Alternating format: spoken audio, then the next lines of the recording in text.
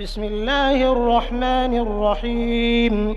إذا وقعت الواقعة ليس لوقعتها كاذبة خافضة رافعة. إذا رجت الأرض رجا وبست الجبال بسا فكانت هباء منبثا وكنتم أزواجا ثلاثة فأصحاب الميمنة ما أصحاب الميمنة وأصحاب المشأمة ما أصحاب المشأمة والسابقون السابقون أولئك المقربون في جنات النعيم. ثلة من الأولين وقليل من الآخرين على سرر موضونة متكئين عليها متقابلين. يطوف عليهم ولدان مخلدون بأكواب وأباريق وكأس من معين لا يصدعون عنها ولا ينزفون وفاكهة مما يتخيرون ولحم طير مما يشتهون وحور عين كأمثال اللؤلؤ المكنون جزاء بما كانوا يعملون. لا يسمعون فيها لغوا ولا تأثيما إلا قيلا سلاما سلاما. وأصحاب اليمين ما أصحاب اليمين في سدر مخضود وطلح منضود وظل ممدود وماء مسكوب وفاكهة كثيرة لا مقطوعة ولا ممنوعة وفرش مرفوعة. إنا أنشأناهن إنشاء فجعلناهن أبكارا عربا أترابا لأصحاب اليمين. ثلة من الأولين وثلة من الآخرين.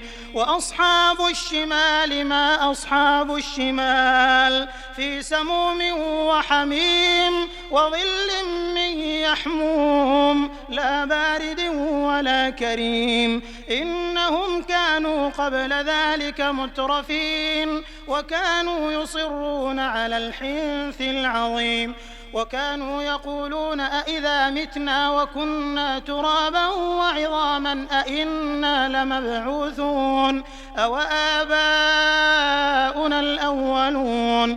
قل إن الأولين والآخرين لمجموعون إلى ميقات يوم معلوم. ثم إنكم أيها الضالون المكذبون لآكلون من شجر من زقوم فمالئون منها البطون فشاربون عليه من الحميم فشاربون شرب الهيم هذا نزلهم يوم الدين. نحن خلقناكم فلولا تصدقون. أفرأيتم ما تمنون أأنتم تخلقونه أم نحن الخالقون. نحن قدرنا بينكم الموت وما نحن بمسبوقين على أن نبدل أمثالكم وننشئكم فيما لا تعلمون. ولقد علمتم النشأة الأولى فلولا تذكرون. أفرأيتم ما تحرثون أأنتم تزرعونه أم نحن الزارعون. لو نشاء لجعلناه حطاما فظلتم تفكهون. إنا لمغرمون بل نحن محرومون. أفرأيتم الماء الذي تشربون أأنتم أنزلتموه من المزن أم نحن المنزلون. لو نشاء جعلناه أجاجا فلولا تشكرون. أفرأيتم النار التي تورون أأنتم أنشأتم شجرتها أم نحن المنشئون.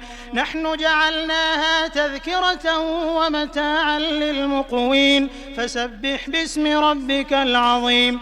فلا أقسم بمواقع النجوم وإنه لقسم وقسم لو تعلمون عظيم إنه لقرآن كريم في كتاب مكنون لا يمسه إلا المطهرون تنزيل من رب العالمين أفبهذا الحديث أنتم مدهنون وتجعلون رزقكم أنكم تكذبون فلولا إذا بلغت الحلقوم وأنتم حينئذ تنظرون ونحن أقرب إليه منكم ولكن لا تبصرون فلولا إن كنتم غير مدينين ترجعونها إن كنتم صادقين فأما إن كان من المقربين فروح وريحان وجنة نعيم وأما إن كان من أصحاب اليمين فسلام لك من أصحاب اليمين